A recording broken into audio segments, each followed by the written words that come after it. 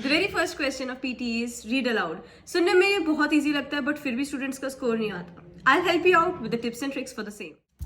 Hello learners, welcome back to the page of Aurora Illumin, and I'm Sukhjot, your trainer for the day. I'll be telling you the tips and tricks to ace the read aloud question. So basically, this is the question we have. We'll be reading it out loud, and we have 35 seconds to prepare. So let's begin with it. In this course, we'll explore how such things as department stores, nationally advertised brand name goods, mass-produced cars, and suburbs transformed the American economy, society, and politics. The course is organized both thematically and chronologically. Each period deals with a new development in the history of consumer culture. Now, I'll be submitting it, and let's check the score for the same. The score is 83.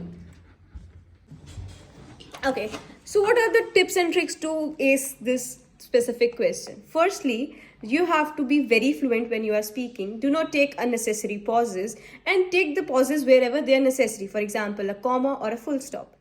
I hope this was helpful, and if you want to attain your desired score, then you can purchase a content booklet which is specially created by 9 band trainers. For that, you can contact the numbers given below. Thank you.